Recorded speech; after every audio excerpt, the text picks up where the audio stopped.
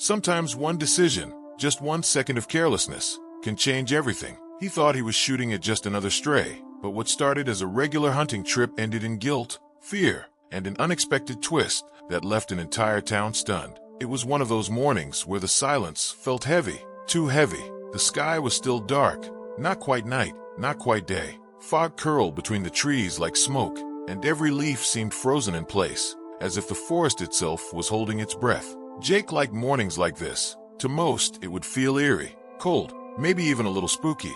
But to Jake, this was peace. A kind of quiet you couldn't get anywhere else. No traffic, no ringing phones, no voices, just the sound of his boots on wet leaves, and the distant calls of birds starting to wake. Jake had been hunting these woods since he was a teenager. He didn't need a map. He knew every tree, every bend, every clearing. This land was a part of him, just like it had been a part of his father and grandfather.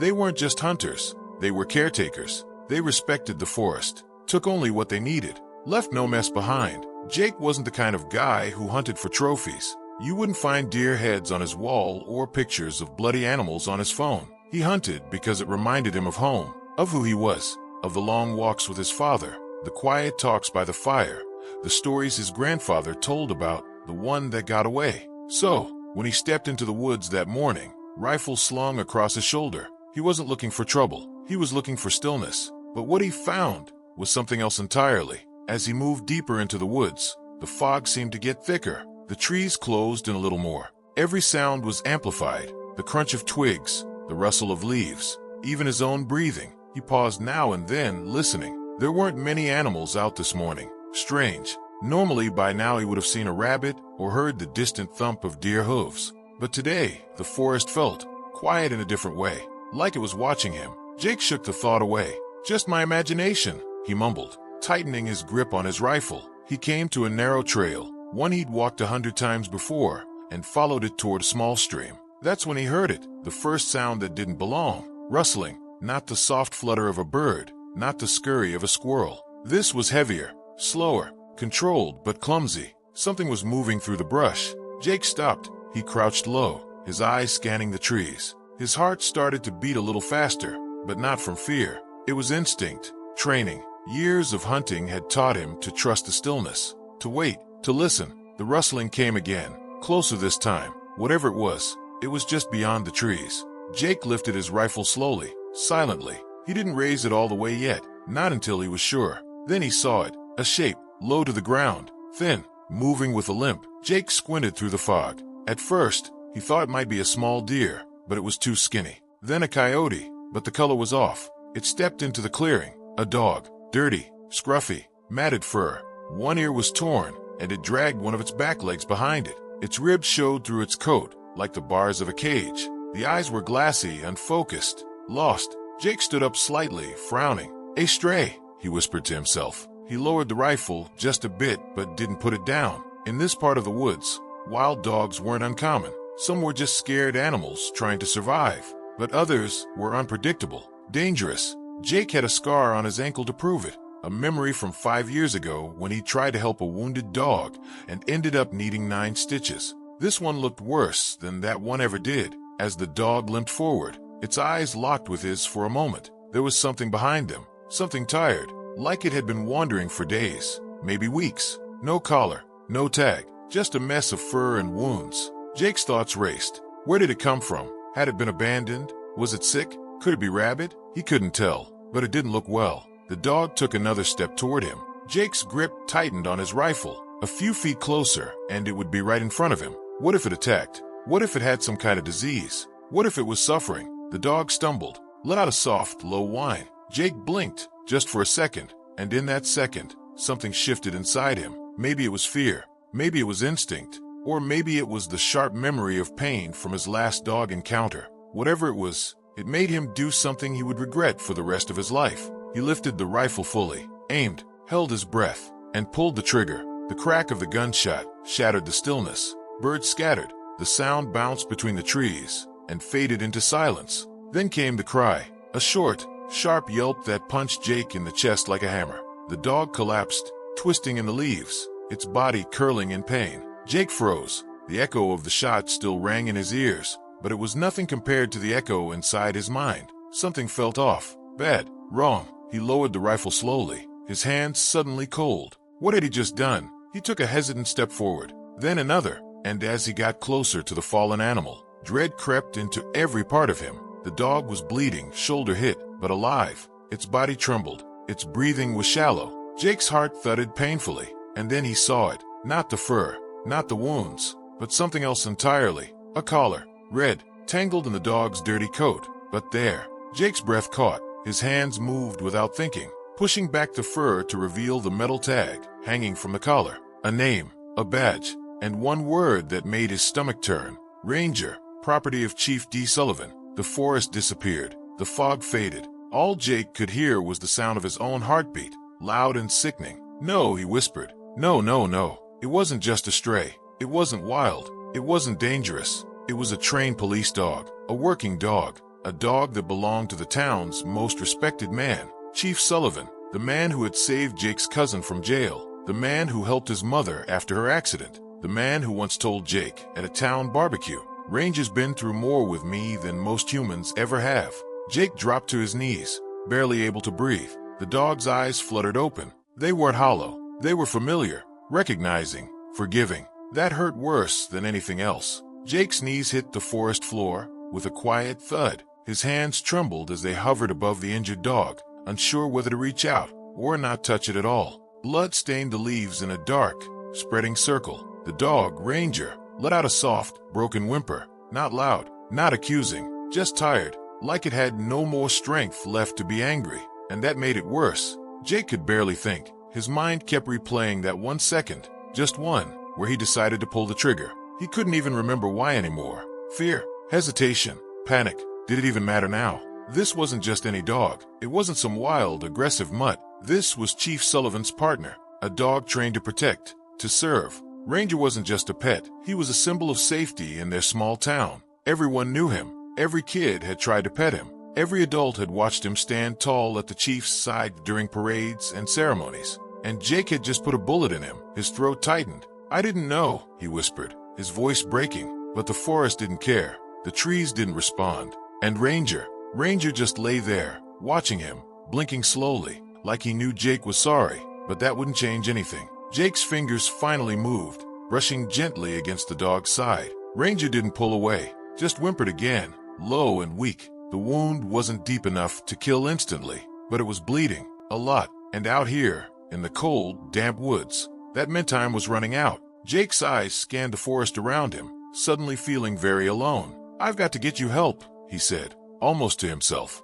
It wasn't a decision, it was a command, an order from inside his own chest. He shoved his rifle behind him, took off his jacket, and carefully slid it under Ranger's body. The dog groaned in pain, but didn't fight. That hurt more than if he had. "You're okay, buddy," Jake murmured, though he wasn't sure if he was saying it to the dog or himself. "You're gonna be okay." But deep down, he wasn't sure either of them would. Jake wasn't young, he wasn't old either, but carrying a full-grown dog through rough woods, injured or not, that wasn't easy. Each step hurt, each breath felt like a reminder. He couldn't stop seeing the tag in his head, property of Chief D. Sullivan. He'd known Sullivan his whole life. The chief had been around since Jake was a kid. He'd spoken at Jake's father's funeral, even helped Jake get his first hunting permit when he turned 18. They weren't best friends, but there was trust there, respect, and now, Jake didn't even want to imagine the look on the chief's face when he found out what happened. He shook the thought away, one thing at a time. Right now,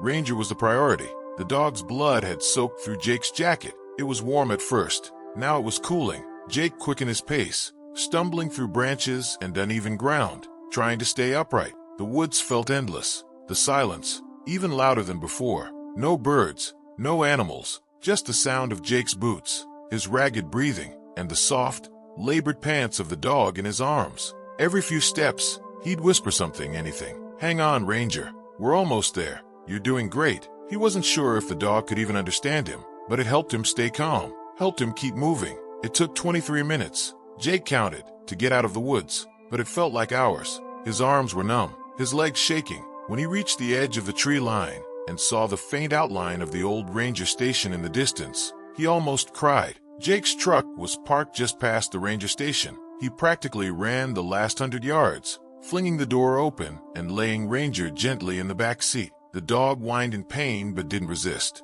Jake's hands were slick with blood now, his shirt stained, his face pale. He didn't even think about the consequences anymore. He just turned the key, floored the gas, and sped down the dirt road toward town. There was only one vet clinic within 15 miles, Dr. Miller's place. She wasn't open this early. Didn't matter. He'd break the door down if he had to. By the time he screeched into the gravel parking lot, the sky was starting to lighten. Jake jumped out, ran to the door, and banged on the glass with his fist. "Dr. Miller, open up." No response. He ran around back and saw a small light on upstairs, her apartment. He didn't even think. Picked up a rock, smashed it against the window frame. Not enough to break it, but loud enough to startle. Seconds later, the upstairs curtain moved. A moment later, the door opened. Jake, Dr. Miller stood there in pajamas, hair a mess. "What the hell? It's Ranger." Jake cut her off. "He's been shot. He's bleeding bad. Please, help him." Dr. Miller's face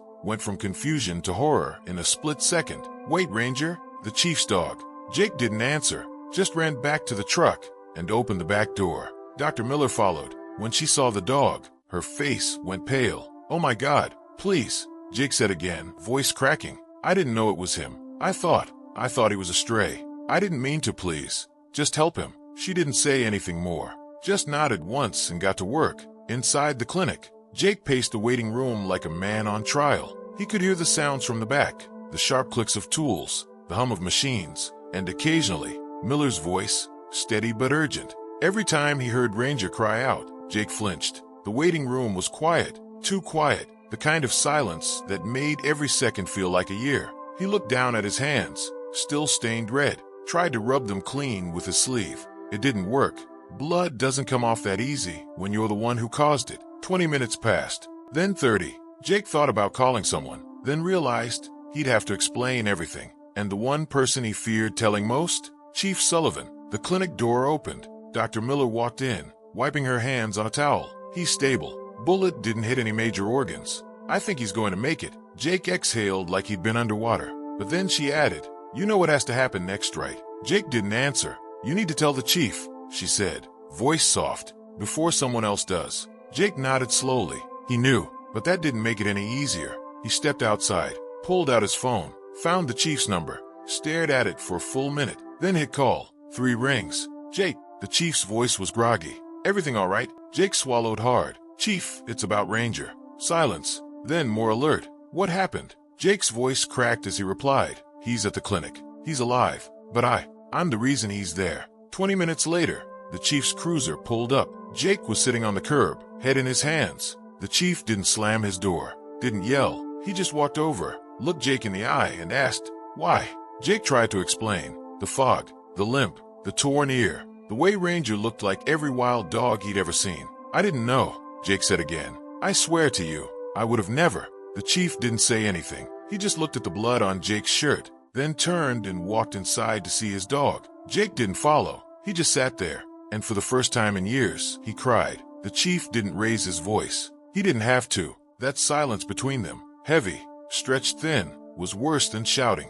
Jake could feel the pressure of it in his chest, like someone had tied a rope around his lungs. "You didn't check the tag," the chief said again. Jake stayed quiet. "I know you didn't mean it," Sullivan continued. "I believe that. But sometimes, meaning well doesn't undo what's already done." He took off his hat and rubbed his face, like the weight of the whole night had finally caught up with him. "You shot a police dog, Jake. My dog. That's not just a mistake. That's a crime." Those last words landed like a blow. Jake flinched. "I'll take whatever comes," he said. "Whatever I deserve." Sullivan turned to him, eyes finally meeting his. "You think I want to arrest you?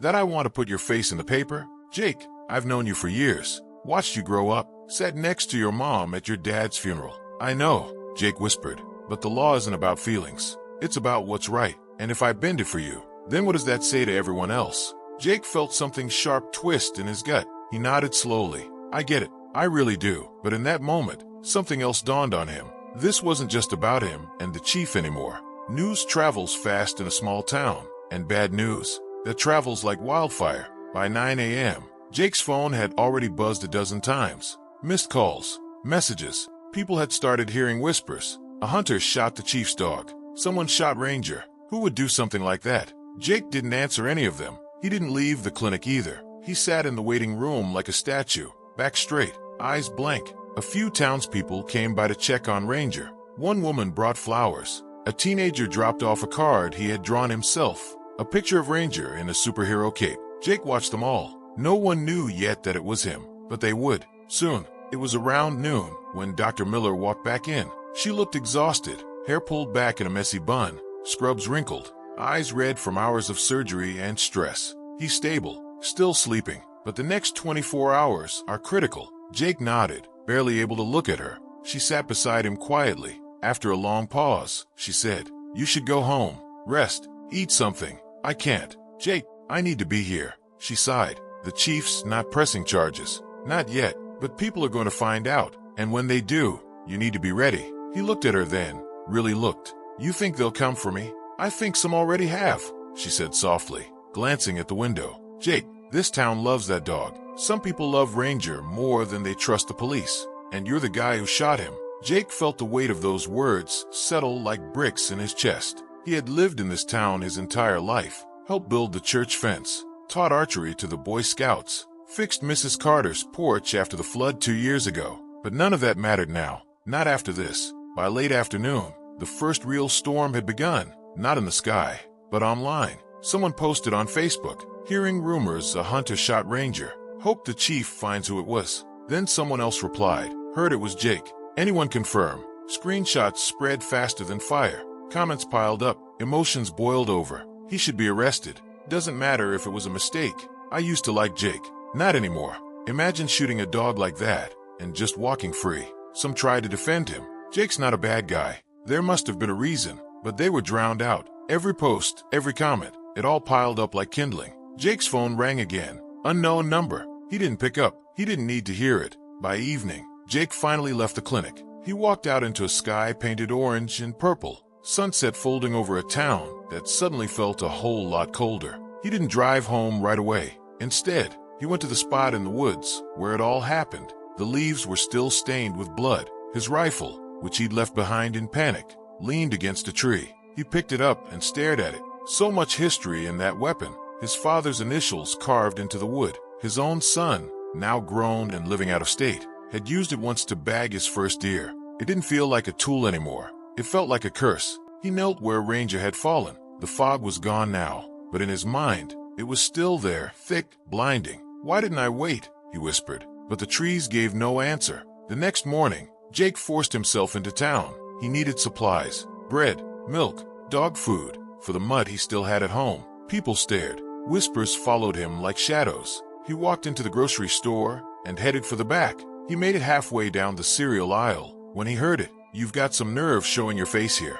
Jake turned slowly. It was Eric Martin, big guy. Used to work with Jake in construction before moving to security. His arms were crossed, jaw clenched. Jake nodded. "Eric, you think saying hi is enough? I'm just here to grab some things." "For what, another bullet?" The words hit harder than a punch. Jake didn't respond. Another man, someone Jake didn't even know, chimed in. "We should have locked you up." Jake turned and left. Didn't buy a thing. Didn't say a word. Outside, the air felt thinner. He sat in his truck and just stared at the wheel. That night, just past 9 p.m., someone knocked on Jake's door. He hesitated before opening it. It was the chief, still in uniform, hat in his hands. Jake stepped aside. "I didn't expect you. I figured I owed you something." Jake frowned. "What do you mean?" Sullivan stepped inside, glanced around the small, worn house filled with old photos and bookshelves. He saw the framed picture of Jake's son, his hunting trophies, the dusty fishing rod by the door. "I came to tell you something Ranger did a few years ago,"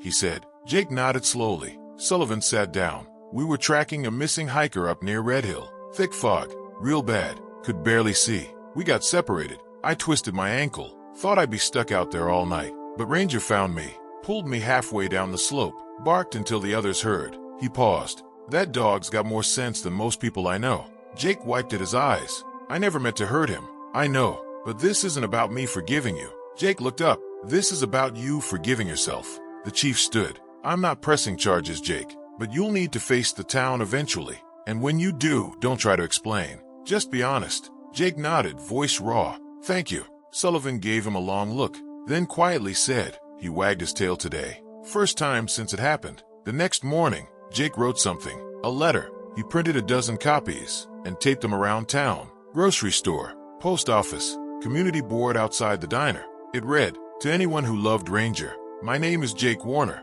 I'm the one who shot him. I thought he was a stray. I made a terrible mistake. I know that an apology can't undo what happened, but I need you to hear it anyway. I'm sorry. I'll be helping fund Ranger's recovery, and I've turned in my hunting license permanently. If there's anything I can do to make things right, I'm open to listening." Jake, some tore it down, some read it and walked away. Others quietly nodded. That evening, Dr. Miller called. "You should come." Jake rushed over. She led him to the back, where Ranger lay on a soft bed, bandaged but alert. The dog's eyes locked on Jake. For a moment, Jake froze. Then slowly, he knelt. Ranger didn't growl, didn't pull away. He lifted his head slightly and wagged his tail. Jake broke, right there, on the floor, tears falling into the fur of the very dog he had nearly killed. "Thank you," he whispered. "I don't deserve it, but thank you." The days after the letter went up felt like standing in the eye of a storm. Quiet, but only on the surface. Jake still avoided the grocery store when he could, still took the long way around town, just to skip the main street, and every time he passed the woods, his hands gripped the steering wheel a little tighter. But slowly, something strange started to happen. Not forgiveness, not yet, but something else. Understanding. It came in small, unexpected moments, like when Mrs. Jacobs from the flower shop walked up to him outside the bakery and said, "I read your letter. You made a mistake, but so have we all." Or when he got a card in the mail from a family he didn't recognize, just a drawing of Ranger, with "Get well soon" scribbled in crayon, and underneath, "Thank you for telling the truth." The town hadn't let him off the hook, but they weren't chasing him with pitchforks either. They were watching, waiting, to see what kind of man he would be after the mistake. And that was when Jake realized something important. This wasn't a story about what he had done. It was a story about what he would do next. It was late on a Friday when Jake walked into the police station. The receptionist looked up, surprised. "Jake Warner." He nodded. "I was wondering if I could speak to Chief Sullivan." She hesitated, then picked up the phone and buzzed through. Moments later, the chief stepped out of his office. He looked tired, but not angry. Jake stood, hands clasped in front of him. "I've been thinking about what you said, about facing people, about not hiding." Sullivan motioned toward his office. "Come on." Inside, it smelled like old leather and black coffee. Files stacked neatly. A worn photo of Ranger on the wall, taken years ago, back when the dog was still young and full of fire. Jake sat. "I want to help," he said. Sullivan raised an eyebrow. "With what?" "Anything. Everything. Fundraisers, awareness programs, school visits. I don't know. You think that'll make things right?" Jake shook his head. "No, I know it won't, but maybe it's a start." The chief leaned back in his chair, arms crossed. "You're serious about this?" Jake nodded. "As serious as I've ever been." Sullivan didn't smile, but his eyes softened just a little. "All right," he said. "Let's see what we can do." Ranger was healing, slowly, stubbornly. His leg would never be the same. He'd limp for the rest of his life. But his spirit, unbroken. Each week, Jake visited him at the vet clinic. At first, he stayed back, just watching. But one day, when he entered the room, Ranger stood up and limped toward him. Jake dropped to one knee. Ranger leaned against his chest. No growl, no hesitation, just trust. Undeserved, but given anyway. And that's when Jake felt something shift inside him. A weight lift, just slightly. Not because he had made up for what he did, but because the one he hurt the most was showing him a kind of forgiveness that words could never earn. It wasn't perfect. It wasn't easy, but it was real. The next few months were filled with slow, steady steps. Jake started speaking at local schools about safety in the woods, not as an expert, but as a man who knew what went wrong when assumptions took over. He stood in front of middle schoolers and said things like, "Always double check, never assume." That 1 second of hesitation might save a life. He didn't tell them every detail, but he told them enough. And kids listened. Some asked questions, others just watched. One girl raised her hand and asked, "Are you the guy who shot the police dog?" Jake swallowed. "Yes," he said, "but you're friends now." Jake smiled. "We're working on it." It was the 4th of July parade when Jake made his first public appearance, the real one. No hiding, no sneaking down back alleys. He walked beside Chief Sullivan and Ranger, who now wore a special blue harness labeled Retired Hero. As they moved down Main Street, people clapped. Not for Jake, for Ranger. But Jake walked anyway, and then a hand reached out. Someone in the crowd. Jake turned. It was Mrs. Delgado, a woman who once ran a blog post calling for his arrest. She held out a water bottle for Ranger. but her eyes met Jake's. She didn't say a word, just nodded, and in that moment, Jake knew he had taken another step forward. Weeks passed. Summer faded into fall. One evening, Jake sat at his kitchen table, sifting through old mail. He found a letter. No return address, just his name. Inside was a handwritten note. Mistakes don't define us. What we do after does. I don't think I could forgive someone for hurting my dog, but watching you try, it's made me think twice. Keep going. A neighbor. Jake read it 3 times. Then he folded it up and tucked it into his wallet. He carried it everywhere after that, not as proof, but as a reminder. 6 months after the shooting, Jake returned to the woods. The spot where it happened hadn't changed much. The same trees, same silence, but he had changed. He stood there for a long time, just listening. Then slowly, he pulled a small wooden cross from his backpack and placed it at the base of the tree. It wasn't a grave. Ranger was alive, but it was still a memorial to the moment everything broke and the long road back. Carved into the wood were 4 words. Pause, think, choose better. He didn't speak, didn't cry, just stood still, this time, really still, and let the weight of the past settle quietly behind him. Some stories end with redemption, some don't. Jake's story, it didn't end, it just changed. He still lived in the same house, still walked the same streets, but now, people nodded when they passed him. Some even waved. He wasn't a hero, he wasn't a villain, he was something in between, a reminder that 1 second can change everything. That regret can be the beginning of something good, if you let it be. And that sometimes, even the worst moments can lead to something honest, something human. Ranger never went back to full duty, but he became something else. A symbol, a story, a teacher. And Jake, he learned to live with silence, but no longer feared it, because sometimes, the quiet is where the truth finally speaks. Watch our next video to hear the story of a dog who saved his owner from a house fire, but disappeared before they could say thank you.